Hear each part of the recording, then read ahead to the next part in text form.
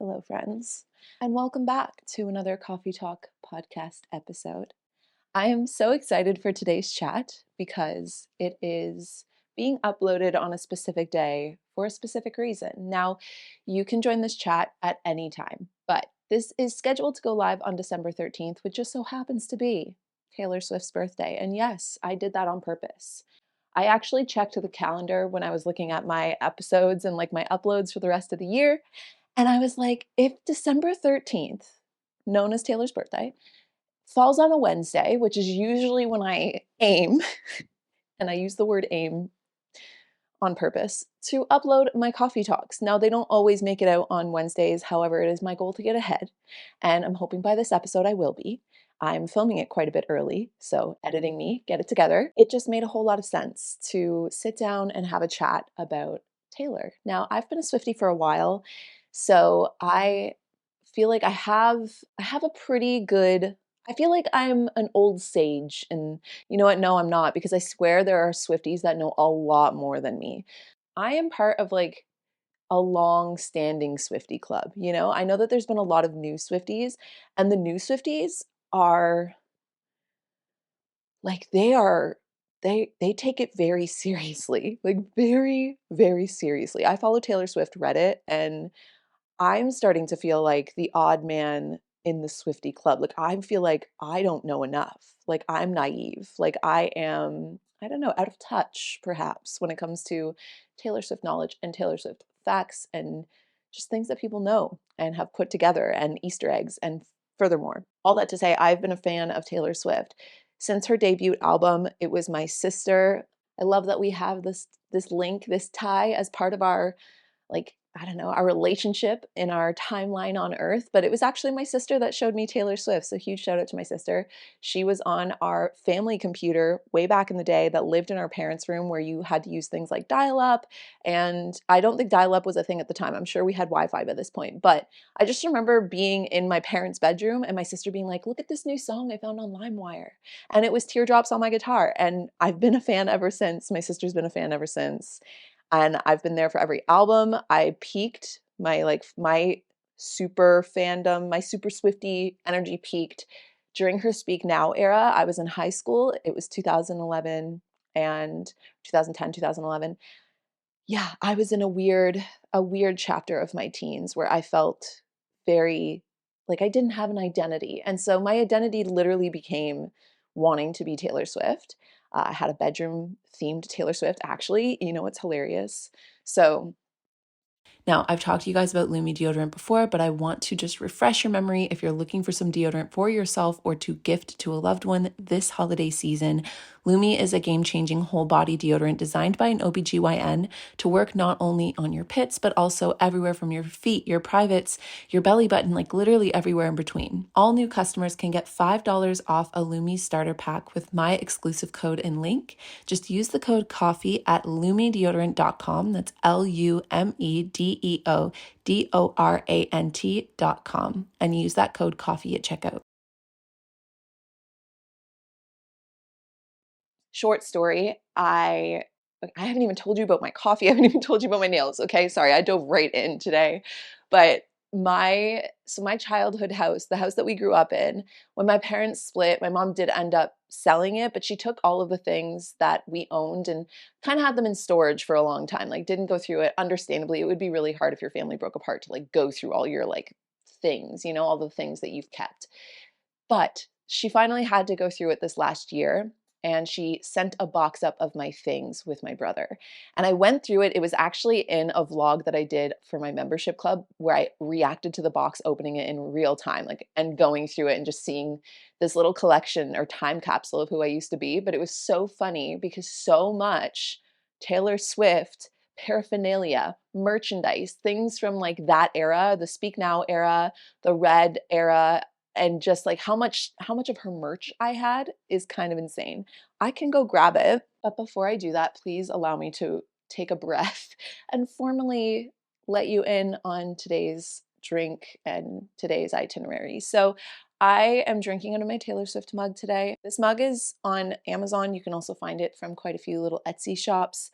And I made myself a decaf caramel latte because I could be wrong about this. I'm literally going based on memory, and it was probably a sponsorship anyways, so it's probably not the most accurate thing, but that apparently Taylor likes skinny caramel lattes. So this is just a normal caramel latte, but I made it with almond milk instead. My mug just has all of the Taylor Swift albums that look more like books with flowers growing out of them and a little kitty napping on top. Really cute.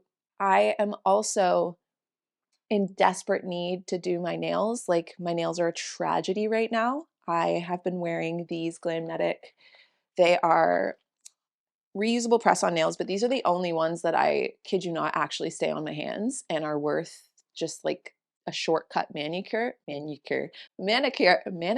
Can't speak today. These are worth the shortcut to getting my nails done. Okay. And I can do them at home, and they're easy to like maintain, and they last 2 to 3 weeks. And I've never really made them last 3 weeks, but I have made them last 2 weeks. So I'm going to do that after I drink my coffee. And while I drink my coffee, the last portion, the last little part of our itinerary of today's talk is I did post some stories to the Kalyn's Coffee Talk Instagram, which I should mention. If you watched the full episode, I have already done a full talk explaining my whole rebrand. And part of that rebrand was really owning and creating a true, like, I guess, heartbeat under the energy and just the presence of my podcast. So I did switch the Co's Instagram and finalized it to Kalyn's Coffee Talk podcast. And over there, I'll be posting updates about coffee talks. I give opportunities for you guys to put in your input for things I'll talk about, or ask you questions, or ask me questions. So it's a really cool way to get involved in the talks if you'd like to. And I did post some stories today asking a couple different questions about Taylor Swift, asking you guys to pick which albums out of certain ones. I was kind of trying to, light a little fire, get people a little angry by having to make some hard decisions this morning. And I also asked for some controversial Taylor Swift topics that we could talk about today. So if you're a Swiftie, buckle up. It might be a long talk. Before we dive in, I just want to show you guys really quickly a little bit of proof, a little bit of, what's the word? The Taylor Swift artifacts I own. What would these be called? This is like vintage Taylor Swift merch, okay? This is over 10 years old. So I didn't dig it all out. I just dug what I could get before losing my breath. I have the Taylor Swift limited edition CD poster, booklet, everything. Like, this has full breakdowns, full pictures of the girl when she was young. Does this have a year on it? Executive producer Scott Borchetta. Boo. I have the Taylor Swift Fearless Tour 2009-2010 book. Did I go to the Fearless tour? Fearless wasn't, I don't think I did go to Fearless. I'm pretty sure Speak Now was the first concert I ever went to for Taylor. And one of the questions that I did get on Instagram asked me if I had any cool stories from seeing Taylor Swift live. And I do, actually. The very first time I ever saw Taylor Swift, my Nana and Papa got my sister and I tickets to go see her for Speak Now. Like I mentioned, this was the peak of my, like, love for Taylor Swift as a teenager, and wanting to be her, like curling my hair like her, getting all this merch, putting her posters all over my bedroom, making my bedroom country themed because Taylor was country Taylor at that time. And I think too, like, in reality, I went through a phase where I was kind of like a closeted Swiftie. I was never closeted in the sense that, like, if you knew me, you always knew I was a fan of Taylor Swift, but I wasn't very vocal about it to new people, or like overly obnoxious about it online, because I feel like there was, for two reasons. One, I think how hard I went for Taylor Swift as a teenager was a very good indicator of like my mental health at the time, but also too, and I feel for this for her. I mean, she's a billionaire. She does not need my sympathy or my pity.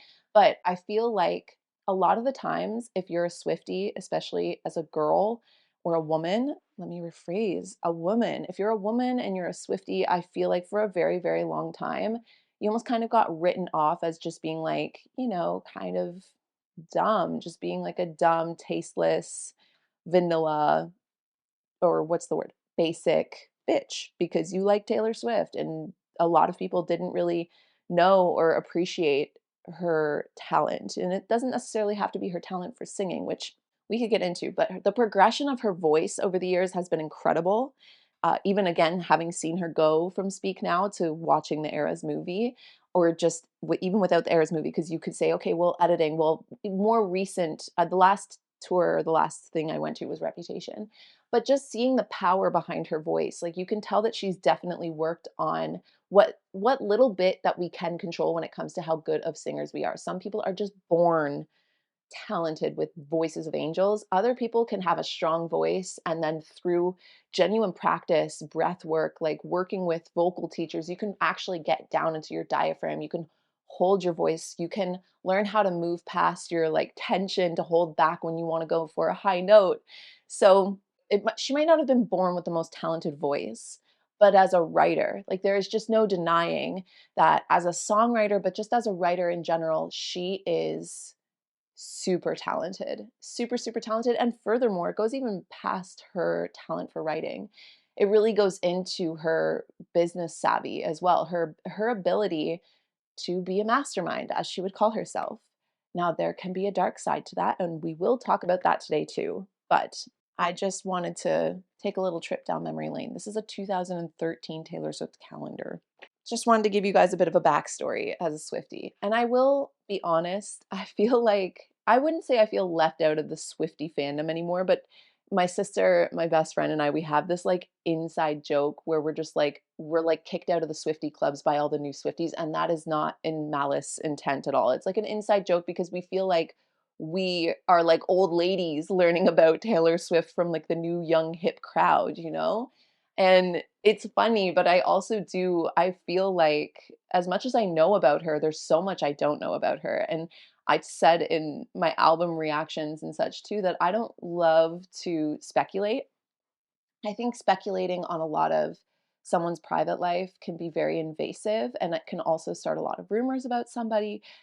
However, I am willing today to I don't know, put on the tinfoil hat and give you my interpretation and what I gauge from her. But we all have to keep in mind that nobody actually really knows Taylor Swift personally. I mean, most of us don't. If you're listening to this podcast, I'm assuming you don't. A lot of the times, things that we just put together or assume, or even if we're trying to like understand the Easter eggs, it's still partly our own projection.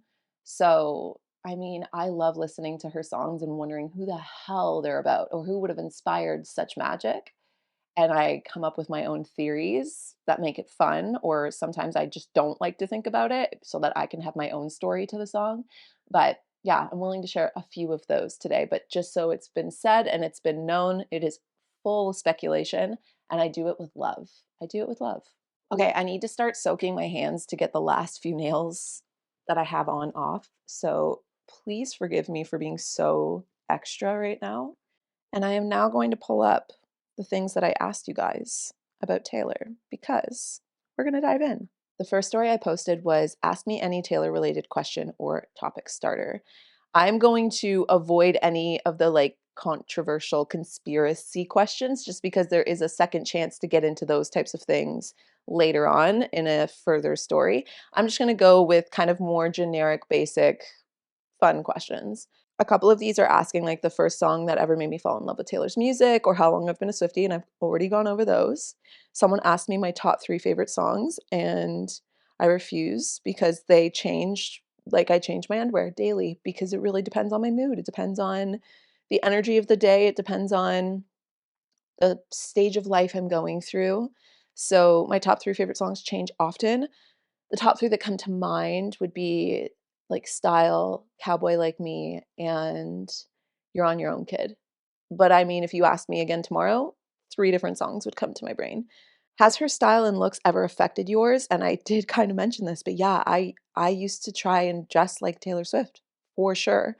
Now I would say no. I'm not really, her vibe and my vibe are actually very, very different.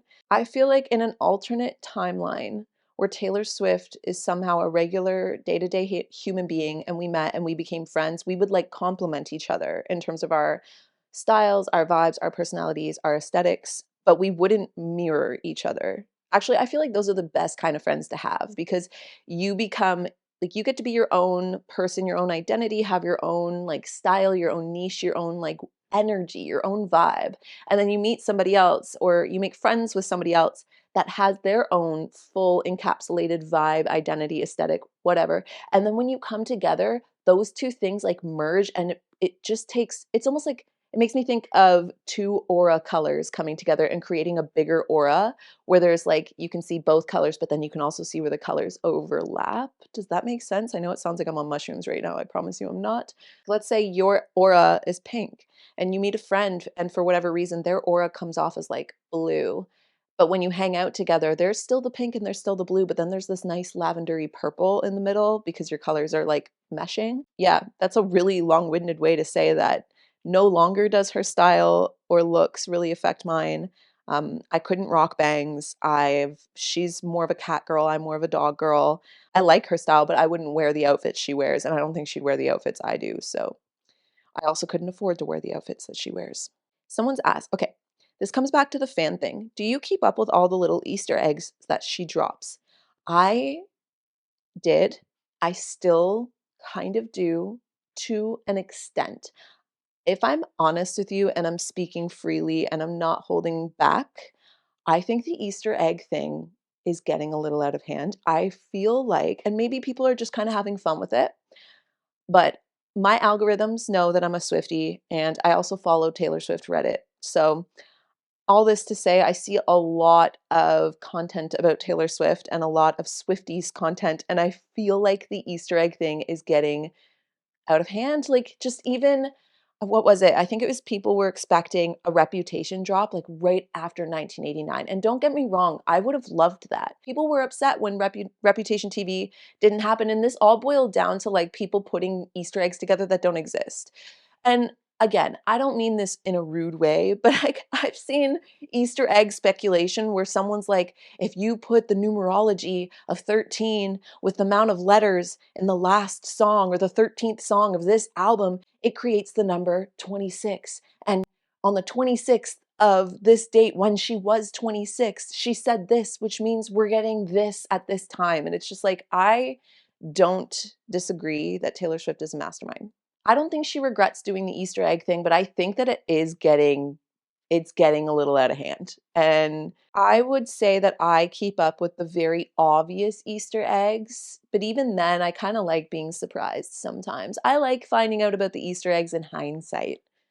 I find it hard to keep up with like the Easter eggs today because I feel like it's hard to differentiate the real Easter eggs from like, sorry, but this is what comes to mind, the rotten eggs or the made up eggs, you know? What song do you relate most to? And again, I feel like that changes through different times. This last year, I really, really bonded with the song You're on Your Own Kid. And not the whole song at large, it really is the chorus and the final bridge. It makes me emotional when I listen to it. It's making me emotional to think about it now. But it's literally, I feel that way internally. And my experience on the planet has very much been that I've been on my own for a very long time, that I'm still in a lot of ways like I will always, and for deep reasons that we don't need to get into today, but I will always feel this need to take care of myself, and like I always have had to take care of myself. So, yeah, when I heard You're on Your Own Kid, it was like right after losing Ryan's mom, who I really also bonded with, and it just felt like this, it was this beautiful just reminder that like you're on your own, but like you can face this, you can do this. There's nothing to be afraid of. Make the friendship bracelets, enjoy your fucking life, like take good care of yourself. You're on your own, but you're fine. You're fine because you're on your own. Just go out, stop worrying, go enjoy your life. Like that's how I took that song. I'm kind of getting to the point now where I'm ready to move past You're on Your Own Kid. I'm ready for new music, if I'm honest. Cassidy asks, did you prefer being a Taylor Swift fan while she was unknown and not well liked versus now that everyone was obsessed with her? And I would say, no, not necessarily. I feel like I mentioned, liking her back then, you got kind of judged for liking Taylor Swift, which is so stupid. But now it's cool to like Taylor Swift. The only thing that sucks about it now, I would say, is that I can't get Eras tickets or couldn't get Eras tickets because so many people like Taylor Swift that I feel like as an OG Swiftie, I'm a little bit like, how can we use AI to prioritize your OG fans that have invested in your career up until this point? Which is silly. I know that that's just like my own fight or flight response to like a competition or like a battle for tickets. But yeah, that's the only thing that sucks about it now is she's got so many fans that we're all fighting for just a little piece of her magic, and I just really wanna go to the Eras tour, but it's fine. I don't currently have tickets, that is also a common question as well, but my 30th birthday is in February, and like I said, I am not afraid to treat myself. I'm not afraid to take care of myself. So, worst case scenario, I will eventually get tickets. I just am trying to be strategic about it. Are you a karma truther or denier? I feel like that kind of starts to border into controversial side of Taylor, which we will get to. Honestly, I'll move this along. I hope you guys don't mind that this is going to just be a really long Taylor Swift chat today. Let me know if you enjoy it or if you would have preferred it to be a bit more condensed and concise. I feel like I had to squeeze a lot into one hangout today. Because it's not like this is going to be the epitome of my channel, but this is my first little dip into a little bit more of pop culture topics. So I just, what was I even getting at there? Oh, karma truther or denier. My actual belief, what I would assume to be what went down is that karma became one of those Easter eggs that went way too far or got too far. And so when she was creating Midnights, she put a song called Karma on Midnights, almost as like a little cheeky like wink towards knowing that that became a rumor, but also to let it die, perhaps, to let it go. The only other conspiracy that I've read that I think would be a really cool alternative would be that like Reputation was originally meant to be called Karma, or that Reputation, much like Folklore, had a sister album, much like Evermore, called Karma that she did not release. Like, I will never forget the picture that was released of Taylor and Drake. In fact, I made a whole playlist vibe and aesthetic off of this picture because at the time I was a huge Drake fan and I was living in Toronto and I was just like, the vibe of these two together, yes. And there was like speculation that they were making music, and at the same time they were both not really doing well with Kanye, and I feel like there probably was something that we didn't get. Although I just don't know if it's like a full album or if she kind of like broke it down and then called it Reputation instead of calling it Karma, which would have made it about the other person. She called it Reputation, which would have made it more about her and like what that did to her reputation. One of the questions is, what era do you resonate the most with and why? And it's so funny. I remember living in Toronto and being on Larissa's balcony, one of my really good friends. And this was pre Midnights, pre Lover, pre, this was literally just like post rep. And her and I talking about how anytime Taylor Swift releases an album, it almost like starts a new era for ourselves. And even going back on the albums, I feel like is almost like revisiting old chapters of life. Like when she released that music, what was going on in my life? So I wouldn't say that I over identify with any of the eras. If in fact, I feel like each album reminds me of a different chapter of my life. But if we're talking about the energy of the music and the aesthetic of the album and like my energy right now and I guess my life right now, it makes most sense that I'm in my Evermore era and I'm good with that. I actually really love that. I feel like I've been in my Evermore era since moving here. I don't think I'll be leaving my Evermore era anytime soon, but I do love to, take a little dip to the city, or I would love the idea of going on little trips in the future, doing some travel that might allow me to dress and, go into an energy that's very different and a different type of era that if we were to use Taylor Swift chapters to describe, could be like a 1989 era, maybe go on a little trip to New York or to Toronto or wherever, but I love being in my my Evermore era, or maybe even debut, but I debut because I just rebranded everything under my own name as well. So debut and Evermore. Those are my current eras. So the next few stories, I forced everybody to choose between two albums that in my eyes went well together or paired well together in terms of choosing favorites. The very first one is Folklore and Evermore. These two are very much one in my mind. However, if I'm really going to divide them into like aesthetics or even seasons, Folklore is summer, fall, and Evermore is winter, spring. And I feel like that also coincides with when she uploaded those or downloaded or, sorry, released those albums. Clearly, I've been working with too much content lately, but if I have to choose one based on the songs, which was really, really hard to do because I feel like Folklore has a couple songs that really stand out to me as top contenders, top favorites. and also songs that really got me through some very, very dark times. But if I'm going on the whole album, the album as a whole, the songs that I liked more or I like more of existed on Evermore. I skipped less on Evermore. I didn't skip much on Folklore, but I don't think I've ever really skipped much of anything on Evermore. So Evermore is my favorite, but Folklore won by 68% and Evermore got 32%. Pick the best of Red or Reputation. I'm a Reputation person. This is crazy because again, for a very, very long time, Red was my top favorite album of Taylor Swift. But as I've grown, again, it comes down to like I like more songs on Reputation, and like, Red has a couple that stand out to me and are very, very high contenders. But again, Reputation for sure. Pick your favorite of Midnights or 1989, which is such a mean question. But again, I think it really does come down to Midnights feels like the older sister to 1989. And I feel like I relate more to Midnights as an older sister than I do to 1989. And so I love 1989. I love the energy. I love the songs. I love the vault tracks.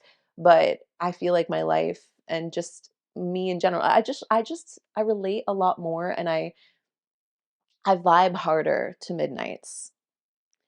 And so the last story I posted is, what are your unpopular opinions of Taylor that you've read, seen, or felt that I can discuss? And I opened that up because I feel like it is also very common when you become a fan of somebody to almost get tunnel vision about that somebody. And, nobody, again, it comes back to none of us actually really know Taylor. And so in my mind, I definitely idolize her. I appreciate her music. I appreciate like how in through her music she's been there for me many times in my life. But it is very parasocial to believe that I know of her to the extent that I would, have her back if she were to do stupid shit. And we're all human. Every human will do stupid shit. We all do. Like nobody gets off scot-free because you don't come to the planet a perfect human. You come to the planet a flawed human, and hopefully through those flaws, through those mistakes, we learn, we evolve, we become better people, right? You hope. So that's not to say she hasn't or to hint that she hasn't. I definitely do have my like bones to pick, I would say. Not unpopular, but curious about your thoughts on Travis and Taylor. I genuinely, to the core of my being, want to believe. I want to believe. I'm a hopeless romantic. I want to believe that even though this could have been very serendipitously great PR for both of them, I want to let the hopeless romantic take the wheel and believe that it is real, that it also just serendipitously happened to be that they clicked and they got on really well, and that they fell in love, and that they are in love, and that their values align and the things they want out of life align, and almost like in a sense their levels of success align, so nobody's feeling threatened, nobody's feeling undermined, nobody's feeling like they need to dull themselves or that they need to like puff themselves up. I really want to believe it's real. However, none of us know. No one will ever know. It also would make a lot of sense, given the timing, given the publicity of it, that it could also be almost like the broom to sweep some not so great PR under the rug from earlier this year, i.e., Matt Healey. So it's tough. It's like I'm gonna let the hopeless romantic in me win until I know otherwise. But I'm not naive to think that it doesn't also make sense the other way. That it's really, really good PR to make up for a little bit of like a post breakup bad decision, which we've all done. We've all done that. It just sucks when you're that famous. Your post breakup messes will be for the court of public opinion to judge. So A quick break from today's episode to talk to you guys about what you might need to be stuffing some stockings this holiday season. I'm a big fan when it comes to making stockings for people to fill them up with the basic necessities. anything from razor replacements to daily self care. And what gets included in that is 100% deodorant. Now, I've talked to you guys about Lumi Deodorant before, but I want to just refresh your memory if you're looking for some deodorant for yourself or to gift to a loved one this holiday season. Lumi is a game changing whole body deodorant designed by an OBGYN to work not only on your pits, but also everywhere from your feet, your privates, your belly button, like literally everywhere in between. No matter how you use it, Lumi is clinically proven to block odor all day long thanks to its one-of-a-kind pH-optimized formula. So really, giving Lumi isn't just giving deodorant, it's like giving a product that'll blow whatever they're using now out of the water, or whatever you're using now out of the water if you like to gift yourself. I should also mention that not only is it pH balanced, so it's safe to use below the belt, but it's also baking soda free and paraben free. And they have a lot of great scents and different types of products you can try, from cream deodorants to stick deodorants. And as a special offer for listeners, new customers can get $5 off a Lume Starter Pack with the code COFFEE at lumedeodorant.com. That equates to over 40% off your starter pack when you visit Lume Deodorant, LumeDeodorant.com, and use the code COFFEE. Okay, whoa, whoa, whoa, whoa. Okay, unpopular opinion that she dates and dumps to get inspiration for her songs. I think that's kind of like a duh. If someone were to say that, which by the way, anybody that input these things, it wasn't necessarily what they feel, just what they've read, seen, or perhaps felt. That was also a cop out so that anyone writing, I wouldn't just assume this is how they felt. Uh, I think that given the fact that she is very motivated for love, that she has been very open about that and clearly seems to enjoy herself when she's dating, and is very much like, she seems like she wants to, again, going off of her lyrics, be in love and settle down and find her home in someone else, in another soul. I feel like it would make sense that she would date and that not everybody will be right. And so yeah, again, there will be dumps, there will be there will be breakups. And I don't think she does it for inspiration. I think she uses it as inspiration, which again, duh, that's what she does for a living, right? So yeah, I think that's like a weak unpopular opinion of what I would guess to be somebody that, if whoever would say something like that, like she dates and dumps just to like get new music or get new material, I would think that's a little misogynistic there, because that undermines like her talent for her music, and also just like undermines her choices, which again haven't always been the greatest, but in terms of men. But yeah, I definitely don't understand that. That's an interesting. I would allow someone to debate it for me. I would love to, but yeah, you wouldn't sell me on that one. Oh, okay. This is a good one. This is one that I've thought about a lot too. Someone says, I love her, but the multiple albums for each release party does feel like a money grab. But I still love getting to pick my color. I'll never buy all of them though. And I'm gonna answer this one because again, this one pops up a couple times too, of like the way that the merchandise is released and done is very like high consumerism, not eco-friendly, not environmentally friendly in the slightest.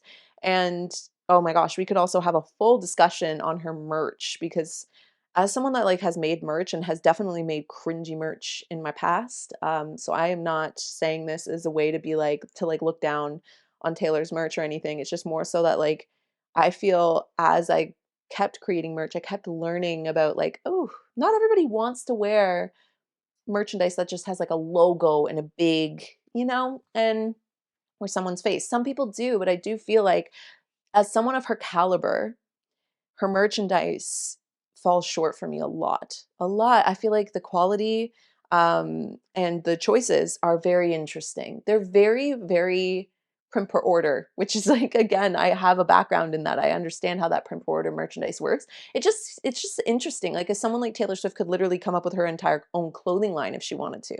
Maybe she just doesn't want to. That's very fair. But even to come up with like a clothing line with her lyrics on it, instead of like, I don't know, some of the things I've seen. So this is all coming back to the like multiple colors for different things. I love that you said that you love being able to pick your color. You'll never buy any of them, because that is kind of, I guess, the devil's advocate for what she does, is that nobody's being forced to purchase all of these items.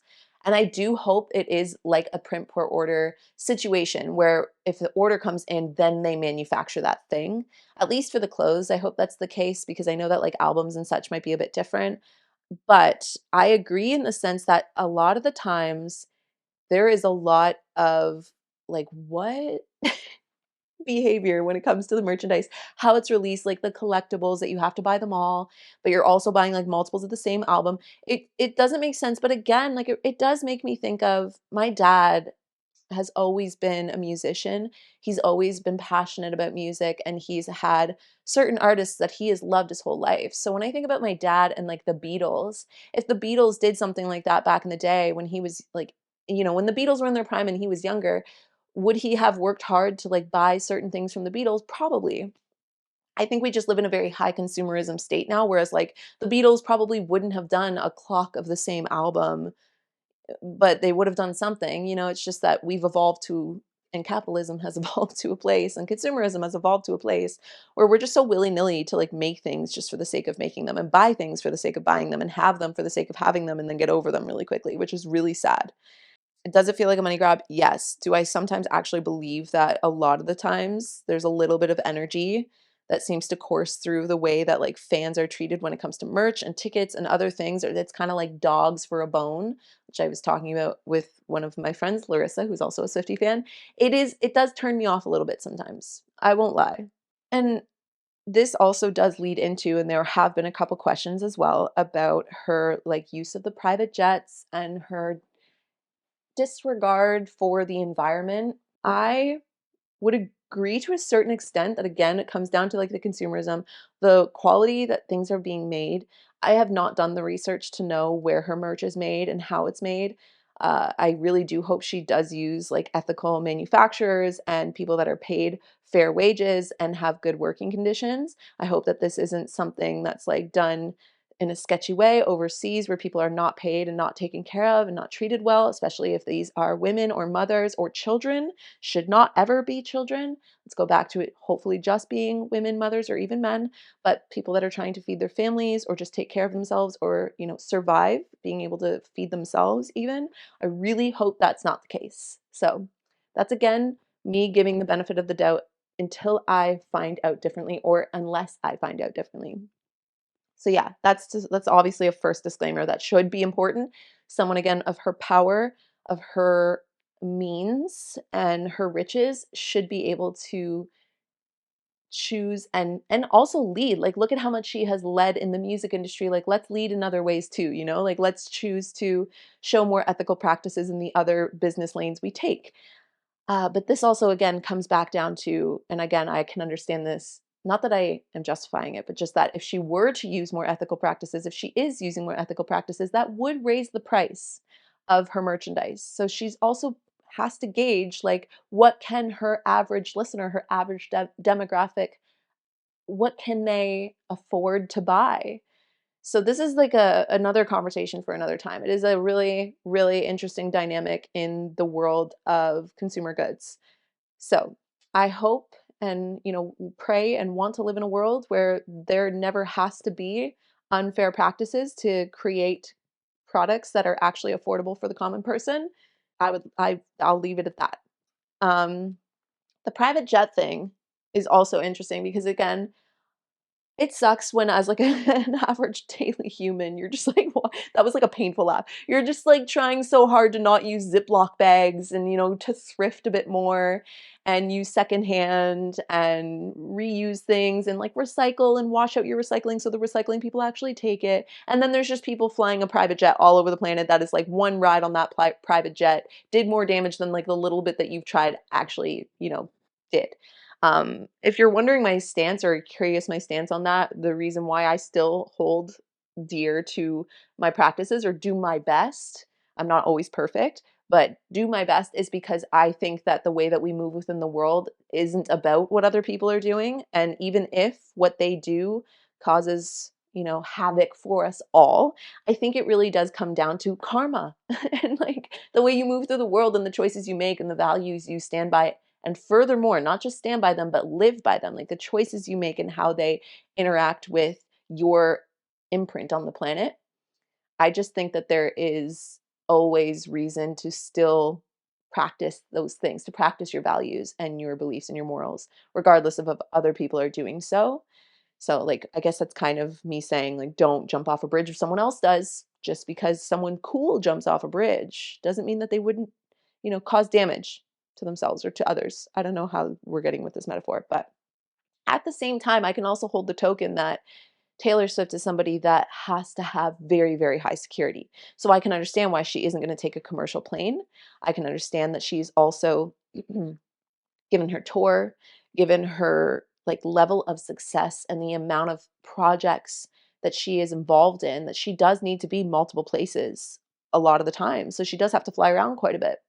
So again, I can hold both of those things to be true. I don't know Taylor Swift. I don't get the vibe from her that she really does prioritize that very much. And I think if she did, if I'm really honest, I think it would be because she's getting pushback on it. I really don't think it would necessarily be authentic. It never has seemed to be like a big thing or care for her.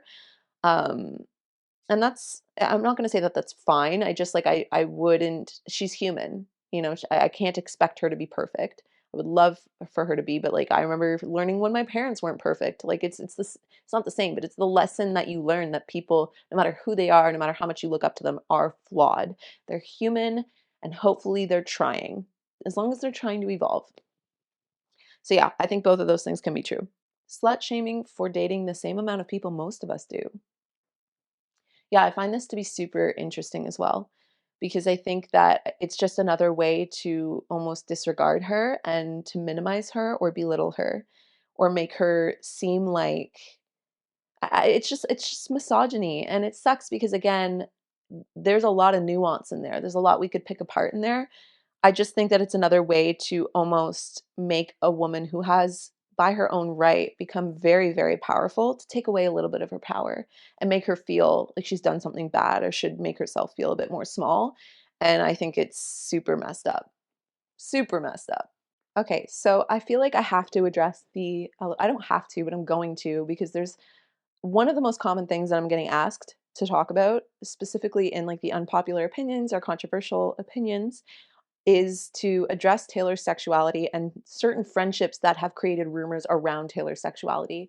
And what I'll say is, I think it is really inappropriate to speculate about someone's sexuality. I think that it is hard because, again, I can hold the nuance that when someone is famous and actively chooses to be famous, I think Taylor Swift loves being famous. And I think she does a lot of things that are very much like doing what she's meant to do as someone of fame, right? I just think that this is so weird because I'm like, I feel like this is like addressing such a weird dynamic in human behavior. But just because she is famous, just because she writes songs, just because she leaves Easter eggs, does not mean that I think she's giving people the permission to speculate about something that she has never once said herself or claimed or owned herself. And I think that that can do a lot of damage as well. I understand also on the other side why people would want that, why a lot of people might like her music more if she did come out as bisexual or as a lesbian or somewhere in the LGBTQ community. Like I do understand that as well. But again, that kind of almost seems like I know I do this. When I listen to Taylor Swift music, I project myself into it. I project my own experience, my own story into the songs, and then I want that to be the true storyline. Like, I think I know who she wrote a certain song about because that relationship reflects a similar relationship or dynamic in a relationship that I had. So if I find out that song wasn't written about that person, it is like a little bit like it hurts because then I'm like, wait, it's changing the song for me, you know? So I think that we have to be able to separate the human and the being from the music and the art and allow ourselves to take the art and make it our own and interject our own stories and take it where you want to take it, even if in your own la la land. Like, I have a full la la land of what Taylor and Harry's relationship was, but the reality is I have no idea. I listen to her lyrics and I draft up these like really nice scenarios of like crazy places they were and like things that they did because it makes the song more interesting. But that does not mean, and I love Harry Styles, like I would. But, I mean, I wouldn't now, but if, like, I was single, I would. And so, this is all just to say that it doesn't make it true, you know? And I think that to speculate on something so personal would be it just wouldn't it's not what I'm about. And I was willing to speculate a little bit about some fun things today, like but I can't. I just don't think that that's right, and I feel like I will let Taylor lead when it comes to her telling the world who she is. I will not assume I know her better than herself. So, and that's not a kick to anybody that might believe that theory. That's just like that's just where I stand. There are also some questions coming in about Matt Healey, and I have thoughts. I have speculations. I don't think that they would be harmful to share. So just give me 1 second. Let me just.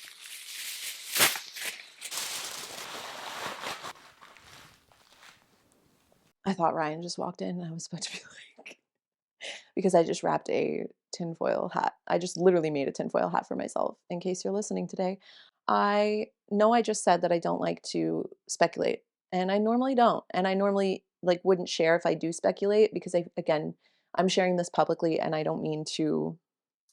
I just don't think that this is a harmful speculation. I just want to take a little trip down Matt Healey lane for a second because that happened this year and we're closing out this year. It's end of December. I'm ready to leave it in the past, but I just want to just because I also got a couple questions where people were asking first and foremost, like, how can you still be a Swiftie because she dated Matt Healey, who is known to be X, Y, and Z, or to have done X, Y, and Z.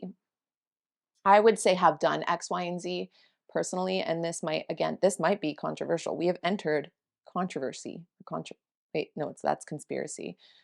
God, forgive me. We have entered the space where we can get here, right? I hope so.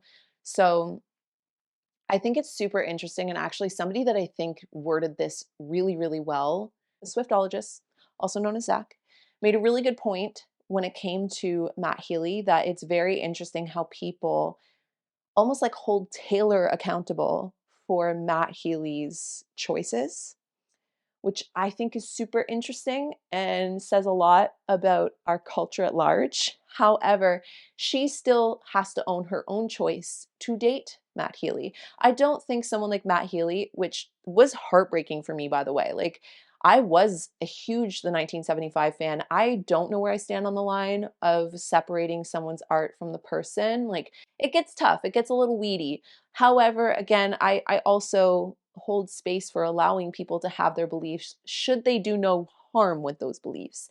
There are beliefs that do harm, especially when you verbalize them and you create narratives that can create really harmful stereotypes and harmful belief systems and almost like I guess encourage people that are going to be harmful to do harm. But all comes back to Taylor having to own the choice that she made to be with Matt Healey, knowing that he probably exhibited some of those behaviors in his personality in other ways that would have been picked up on if you spent a decent amount of time with the guy.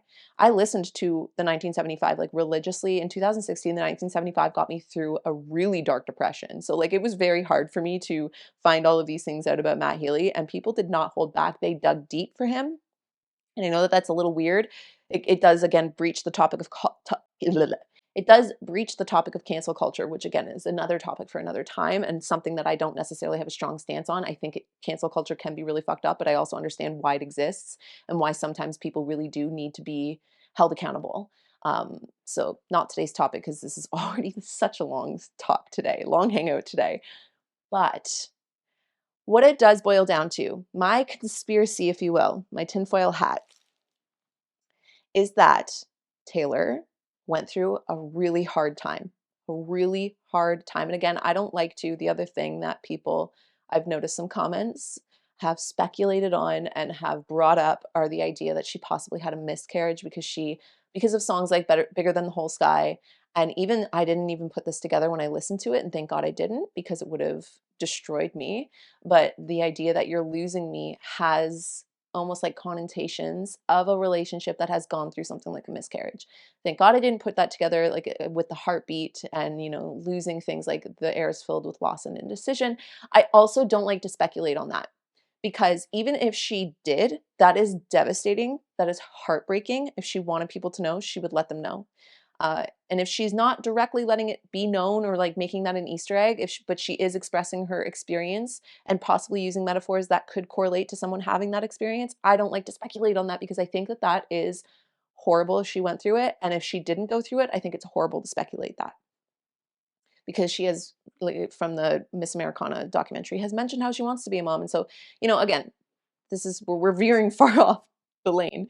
I think it all comes back to it is possible. It is possible she went through a really, really hard time. I don't know what that hard time was, but obviously went through a really hard breakup. It sounds like, again, in the lands of conspiracy, which I don't mean to speculate, but it does sound like, based on the songs, that perhaps her relationship with Joe was very rocky and very like on again, off again, and that there were things that she wasn't getting. It did sound really heartbreaking. Like Midnight Rain makes a lot more sense now. There's so much, a lot of songs in hindsight make a lot more sense now. Should they be about Joe? I think that breakup hurt her. From the way that things were kind of coming about in PR during the Joe breakup, I feel like she wanted to I think she can be a little petty. I think as much as she's a mastermind, I think that she can also be impulsive at times, especially when she's like fired up. She's a fire sign, she's a Sag, not to make it about astrology, but it's a really, really great metaphor or like symbolism for what I'm talking about right now. Like, I think her energy when she feels wronged gets really fiery and she fires back quick. And I think that for whatever reason, she felt wronged by Joe, or maybe, she found out, from what I heard, she found out through PR that he officiated their breakup like publicly. And I think that hurt her. And I think that she wanted, in a way, to get back at him. It's very much the equivalent, what I imagine it to be like in today's world, where you see a couple go through a breakup, and it is very common for one or both partners to go on a little bit. It might seem messy, but also it could be a little bit like rubbing life in their face a little bit. So it became very public, her and Matt Healey, very quickly. And from what I can see, Swiftologist made a good point about this too. She had nothing to gain from being with Matt Healey, like literally nothing. Aside from maybe the fact that they are both like musical icons in their own right, or he was before it came out about who he is as a person. But like the 1975 is known for making amazing alternative music, and for good reason. Their music is really good. Ugh, it sucks to say. I mean, their newer stuff I've never really taken to, but their older stuff, a couple of songs from the new ones, but some older albums, oof, robbers, holy shit. So I think that perhaps my conspiracy is that her and Matt Healey have been known to have connected years past, years ago. And I think that maybe they had like a steamy hookup or something, possibly. I don't know. This is my fan fiction, okay? And then she's gone about her life, he's gone about his life, he's kind of messy, and he's like the messy bad boy, but he's not even a hot messy bad boy, which is the thing that sucks about it, at least from my perspective. He's not hot. Um, I've never found him hot. I think he's kind of got that like vibe, that bad boy artist vibe. I'm sure maybe he could be charming or have that allure that's a little bit dangerous, which could be enticing, especially if you just came out of a very, very long relationship that was very, very safe, very, very private, and very predictable. And so, my conspiracy, my fan fiction, is that that was her rebound, her very much like bad boy. I don't care. I'm going to do what I want, because I do think that with the Eras tour and just in general, her comeback, like, people were kind of thinking she was going to phase out, that she was like kind of done. Like, even with Lover album didn't really hit that hard. And Folklore Evermore hit as hard as they did, I think, because of the genres they were in and because of the time they were released. Like, I really do feel like Folklore and Evermore were the most raw, the most like soft, the most vulnerable in a way, not necessarily, yeah, kind of actually, the most vulnerable that we've gotten of Taylor in her music. I think that sense of introspection from the things like the pandemic allowed her to create this pocket of music that we were all, in a way, too, also doing a lot of introspection. So I think that is always going to be my favorite Taylor era. Wow, I didn't even really realize it until I said it, but I loved that. I loved those sister albums. I loved Taylor and her Folklore Evermore. I also love to see her shine and dazzle and, do her thing now too. But with the Eras tour, I feel like she wanted to be like, just so you know, I still got it. And I'm glad she has, but I think that that kind of fed in a little bit too. Like, I'm going to do what I'm going to do. I'm going to say what I'm going to say. I'm going to be who I'm going to be. No one's going to stop me. And I think that Matt kind of like, the ego kind of maybe grew a little bit with that. The breakup, obviously, the wounds, and just like also again the wanting possible allure of danger made her go on a little bit of like a situationship with him. And I think that, yeah, I think as things came out, maybe even I hope she was surprised. again, I'm giving her a lot of grace to hope that she was surprised by the things that did come out about him, things that he, like words from his own mouth, things he chose to say and do. And I hope that the breakup was like a genuine, oh, I'm going to sit back and reflect and give this person a chance to show me if they understand what's being said about them, if they understand why it's wrong, and if they understand that they need to grow, that they need to learn. Because that's where I think cancel culture does get toxic, because again, the difference is how he reacts and how he owns and how he learns from his egr- egregiances. Is that the word? Grievances. I don't know words today. His choices, his very, very, very disturbing thoughts that he shared with his mouth, with his words, with his brain. Like, I hope that that happened, and when she saw, oh, maybe that actually is who this person is, she called it off. However, much like the Travis Kelce situation, I can also I can also see how it also partly, again, it was just like it makes she had to make it a public, I'm not associated with that person anymore.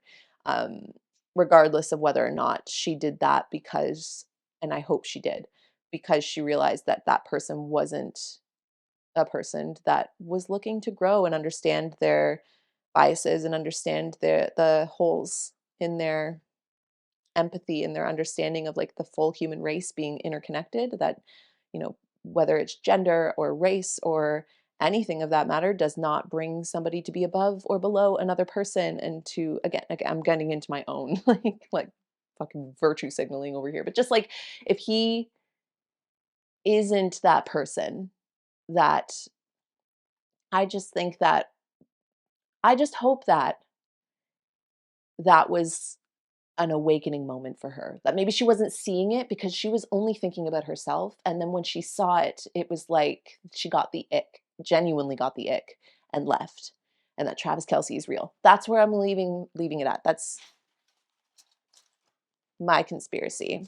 And I think that's a good place to leave it today. So that is my chat on Taylor Swift. Do I think she's got more music coming for us? Yes. I've read somebody, I don't know the source, so I don't know if it's true, but I've read somebody say that Taylor Swift has said that she wants to release as much music as humanly possible.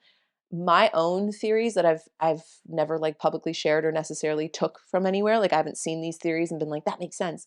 My theory is that she's going to make 13 albums, because I just feel like, again, mastermind energy would be to make 13 albums and, stop there. I hope she doesn't. I hope she keeps going. Um, I also had theories that her and Joe were secretly married. Tree Pain, don't come for me. I never actually said they were. I just thought that that would have been a very cute backstory prior to the breakup. Now that we know more about the dynamic of their relationship, it does, again, in hindsight, going back on some of the music, even her love songs for Joe do seem a little melancholy. Like, it is interesting. Invisible String is probably like the happiest Joe, or maybe anything on Reputation. But yeah, I do hope we keep getting more music from Taylor. I am so excited for the Reputation Vault tracks. Hello. That is going to be, I almost wonder if, again, too, the reason why Reputation has been last and spaced out isn't just because of it being one of the most important albums for her reputation and for her reclaiming her power to an extent, reclaiming the storyline to the extent, but also because revisiting Reputation would be revisiting like the start of her and Joe and a lot of just like that time in her life, which was very pivotal. There's also a lot of things that I did not get to today. So I uploaded this on this date because it is Taylor's birthday. But if you did enjoy today's talk, if you want to have another Swifty conversation, I'll space it out.